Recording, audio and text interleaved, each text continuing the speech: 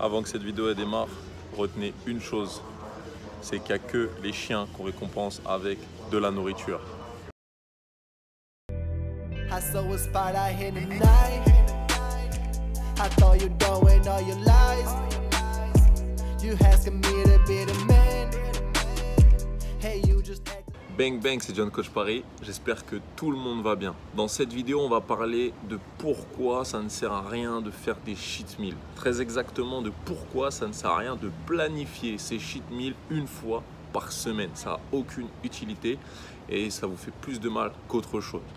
Donc je le rappelle ici, si jamais tu n'es pas abonné, abonne-toi. Si la vidéo elle t'a plu, like. Si la vidéo elle t'a vraiment plu, commente. N'hésite pas à la partager aussi, ça fait toujours plaisir. Donc on va répondre à plusieurs questions et on va commencer avec la première. Ça va être qu'est-ce qu'un cheat meal et à qui les cheat meals s'adressent réellement. Donc il faut savoir que les cheat meals vont s'adresser à des sportifs à catégorie de poids de corps. Je m'explique. Un bodybuilder, un boxeur, un judoka, toutes ces personnes-là qui ont besoin de rentrer dans une case par rapport à leur poids et qui ont une représentation aussi par rapport à leur physique. On va prendre pour exemple le bodybuilder.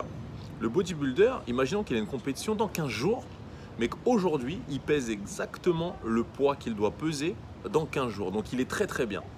Ça va être pour lui impossible d'avoir une qualité musculaire et de garder ce poids-là pendant 15 jours. Ça va être impossible.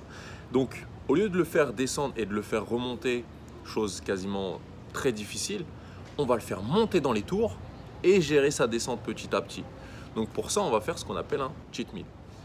Comment on va faire son cheat meal? Je rigole parce que quand je dis ça, je vois déjà les gens me dire « Ouais, je peux manger un McDo, John, est-ce que je peux manger des sushis, est-ce que… » Non, c'est des conneries ça. Comment ça se fait normalement? Je donne un exemple tout con. Ta diète, elle fait 1500 calories. Donc, tu as ton poulet, tu as tes légumes. Eh ben, on va prendre la même chose. Et on va aller jusqu'à multiplier les doses par 2, tout simplement. Donc, au lieu d'avoir 300 grammes d'haricots verts, tu vas en avoir 600 dans ton plat. Au lieu d'avoir 100 grammes de poulet, tu vas en avoir 200. C'est tout. Mais à aucun moment, c'est écrit qu'un cheat meal, ça doit être un McDo, ça doit être des sushis, ça doit être de la merde en fait. Tout simplement, c'est des conneries. Ça, c'est vraiment des conneries. Donc, ça, c'est l'exemple pour le bodybuilder qui peut très bien s'appliquer au boxeur, parce que je coach aussi des boxeurs, donc je vous donne cet exemple. Imaginons qu'il a un combat dans une semaine, le bonhomme, et qu'aujourd'hui, tout de suite, maintenant, il fait le bon poids et il sent très bien, il est en bonne condition. Eh ben, on ne va pas pouvoir rester comme ça, garder une intensité physique et gérer tout ça pendant une semaine. Donc, on va le faire remonter un peu pendant 24, 48 heures. Chez certaines personnes, ça peut durer jusqu'à 72 heures. Et ensuite, on le fait redescendre.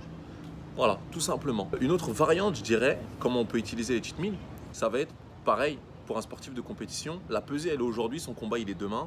Il arrive à la pesée, elle se passe bien. Et le soir, il recharge les batteries pour que le jour du combat, il soit finalement un petit peu plus lourd et il puisse envoyer toute la frappe qu'il a, toute la force qu'il a. Voilà, ça peut être aussi fait comme ça, un cheat meal. Donc, on résume un peu cette première question. C'est généralement pour les sportifs de compétition, les sportifs à poids de corps. Et ça peut être fait pendant 24, 48 à 72 heures. Et c'est pas manger de la merde, c'est manger ta diète, mais en doublant les apports caloriques. Tout simplement. Deuxième question, ça va être pourquoi faire un cheat meal? Pourquoi toi, qui n'es pas bodybuilder, qui n'es pas boxeur, qui n'es pas judoka, pourquoi toi, ça va être utile de te faire un cheat meal de temps en temps? Pourquoi? Déjà, il va falloir bien comprendre qu'un cheat meal, c'est pas manger de la merde. Ça, j'espère que tu l'as compris parce que c'est vraiment la chose sur laquelle j'insiste. Imaginons que tu as un objectif de prise de masse ou tu as un objectif de perte de poids, peu importe l'objectif, mais tu stagnes. Tu fais tout ton possible pour re-regarder la diète, pour revoir tes entraînements, revoir l'intensité, tout revoir, mais tu stagnes. Eh ben, il se peut tout simplement que ta machine, que toi, ton corps, il ait décidé tout simplement de s'arrêter, de bloquer. Il stoppe, il ne fait plus rien. Et bien, ce que tu vas faire, c'est que pendant 24, 48 ou 72 heures, tu vas lui remettre des calories dans les dents. Et lui, comme ça, il va se relancer. Il va se relancer. Il va sortir de sa routine, lui aussi. Et boum, tu vas reprendre ta diète. Et ça va reprendre. Soit tu vas continuer à remonter dans les tours, soit tu vas continuer à redescendre. Tout simplement. Donc ça peut être une méthode. Je fais une petite parenthèse vite fait sur cette méthode-là. Moi, je ne l'utilise pas du tout avec mes clients. Je préfère utiliser ce qu'on appelle la diète cyclique. Si jamais vous avez des questions par rapport à la diète cyclique, je pourrais faire une vidéo qui vous expliquera tout ça ou répondre déjà à tout le monde au moins un par un, que ce soit dans les commentaires ou en privé. N'oubliez pas, dans la description, il y a mon Facebook, mon Instagram, partout, vous m'envoyez un message, je réponds à tout le monde. Ok? Une deuxième méthode pour utiliser un cheat meal correctement, ça va être sur un jour très compliqué. Souvent, moi, j'ai des mecs, ils ont du mal pendant leur séance PEC. Donc leur séance PEC, c'est la séance qui les fait kiffer, voilà, parce que ça reste des mecs. Mais ils trouvent que ils ont un manque d'énergie à la fin de la séance, ou durant la séance, il y a un manque d'énergie, il y a quelque chose qui se fait ressentir et ils ont du mal à finir leur série avec des charges assez hautes, contrairement à d'autres muscles. Et ce que je vais leur conseiller, c'est de doubler les calories qu'ils vont avoir autour de cette séance PEC, donc que ce soit le midi, que ce soit le soir ou dans les collations. Et du coup, ça va leur donner hop, un petit booster d'énergie et ils vont pouvoir envoyer du lourd et ne pas avoir cette baisse d'énergie durant leur séance de sport.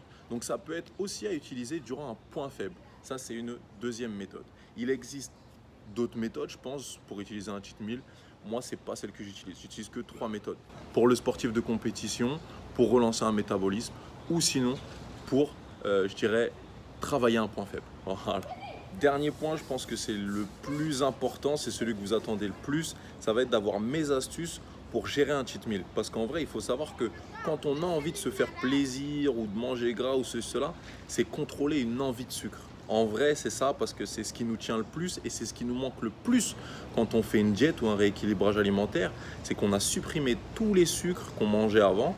On s'en rend même pas compte, mais par exemple, prenez votre paquet de chips, regardez derrière, vous allez voir qu'il y a du sucre à l'intérieur. Donc, c'est vrai que le fait d'être en manque de sucre, on a envie de se ruer vers une pizza, vers de la merde, vers ceci, cela.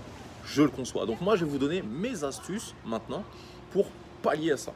Donc, première astuce, ça va être de se diriger vers des sodas zéro. Effectivement, ce petit goût qu'il y a à l'intérieur, ça va nous donner quelque chose. Moi, j'ai tenu pendant 3 mois avec des sodas zéro. Voilà, ça m'a beaucoup aidé. J'ai aussi utilisé des sauces zéro. Donc, je vais vous dire la vérité, c'est dégueulasse. Clairement, cherchez pas la meilleure. Il n'y a pas de meilleure sauce zéro. Clairement, elles sont toutes dégueulasses. Mais voilà, ça fait du bien d'avoir ce petit goût quand on mange notre petite viande d'habitude, etc. Ensuite, quelque chose que vous connaissez, je ne vais rien vous apprendre, ça va être les carrés de chocolat noir. Donc effectivement, quand on dit chocolat noir, ça va être au maximum à 100% de cacao. Maintenant, plus vous allez descendre, plus ça va être entre guillemets pas bon.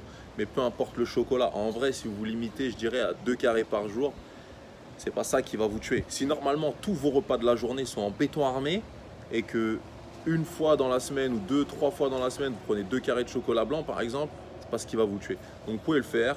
Sinon, essayez de vous orienter quand même vers des fruits secs ou des produits oléagineux, des noix, des amandes, des trucs comme ça. C'est sûr que c'est mieux. Ensuite, quelque chose que je fais utiliser assez souvent à mes clients, c'est les 2 questions. Quand tu vas prendre un paquet de gâteaux, quand tu vas prendre de la merde, quand tu vas prendre quelque chose qui est hors diète, demande-toi, j'en ai besoin ou j'en ai envie? Si tu arrives à répondre à ces 2 questions-là, tu vas savoir si tu dois le manger ou si tu ne dois pas le manger. Quelque chose d'autre qui est vraiment, je dirais, la base et allez, 3 fois sur 4, même je dirais 4 fois sur 5 pour être plus haut dans les chiffres, eh ben, ça fonctionne. C'est de se balader avec un cahier ou avec son téléphone, bloc-notes, mais moi je préfère un cahier et de noter avec son stylo. C'est-à-dire qu'à chaque fois que tu mets un truc dans ta bouche, tu prends 2 secondes et tu l'écris et tu notes bien la quantité. Et si tu peux le faire juste avant de le mettre dans ta bouche, quand tu vas le faire, tu vas voir que tu t'apprêtes à le prendre ton cookie, mais tu te dis putain je dois le noter. Et au moment où tu vas le noter, tu le jettes en l'air. Ça fonctionne de fou malade. Ensuite, et ça c'est vraiment la dernière astuce que je voulais vous donner parce que je m'en suis servi, mais une fois avec un seul client, c'est le chrome, c'est d'utiliser du chrome. Donc effectivement, ça aide. Il y a beaucoup de retours sur ok, ça m'a aidé à gérer ci, ça m'a aidé à gérer ça. Moi, je m'en suis servi, pas avec un mec, avec une femme, et c'était autour de ses règles. Voilà, autour de ses règles, c'était incontrôlable. Elle avait vraiment du mal à gérer ses envies de sucre. C'était atroce, difficile, compliqué. On s'appelait, mais c'était impossible. Et avec le chrome, c'est vrai que ça a diminué ses envies, ça les a atténuées.